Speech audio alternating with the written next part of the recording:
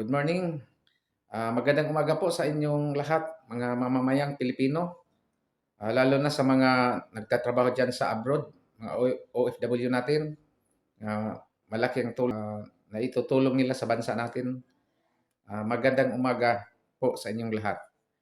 Ah, Bago ko po umpisahan yung topic natin, ay paki-subscribe po at paki-like na rin para naman makatulong po sa bago kong channel nga ginawa. Ah, Ngayon magpapatuloy tayo sa topic natin ngayon. Ang topic natin ay may nakita kasing Russian warship submarine dyan sa West Philippine Sea. Maraming nag-alala. Bakit daw nandyan yung Russian submarine dyan sa karagatan natin? Kaya nag-alala yung mga mamamayan nating Pilipino. Nagtatanong yung iba, bakit nandyan? Ano bang balak o ano bang plano sa Rusya? Bakit nagpapakita sila? Mayroon ba silang mensahe na ipaparating sa atin or sa ano ba? Saan ba? Sa Amerika or sa Pilipinas?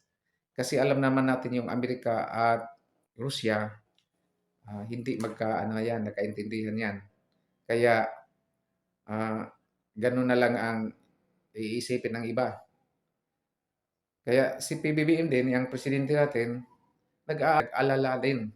Kaya ah, sinabi niya dun sa PCG natin at saka Armed Forces of the Philippines nga bantayan kung anong gagawin dyan sa warship submarine ng Rusya na nandyan sa West Philippine Sea.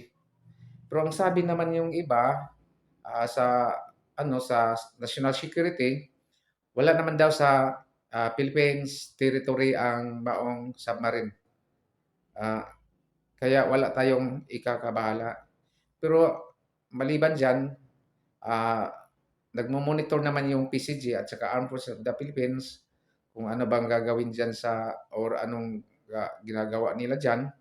Pero tinawagan naman, nag-radio challenge yung ah, PCG natin at sumasagot naman yung ah, Russian officer nga nakasakay diyan sa naturang submarine.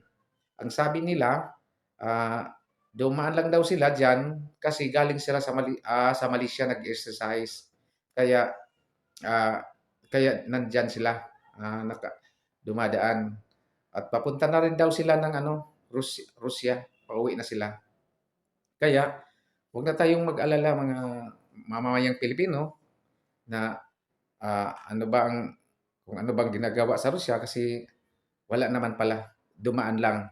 Kaya ah, Kaya 'wag na tayong mag-alala kasi parang nasobrahan lang sa analysis or sa ah, ano tawag nito do'n, ang tawag nila ay yung nag-analyze diyan kung ano bang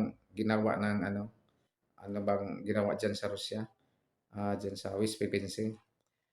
Ah, Nakakatakot din kasi warship 'yan, eh.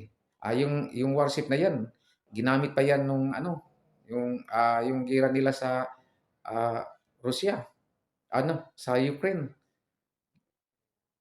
Ano 'yan, hindi hindi ka talaga hindi ka talaga makampante na nandiyan sila. Pero nasabi naman doon sa mga officer ng Russia diyan sa nakasakay sa submarine, 'wag na tayong mag-alala. Ah, yung si PBBM naman, hindi naman maiwasan ni PBBM kasi bilang isang presidente ng bansang Pilipinas, eh, gano'n na naman ang reaksyon niya.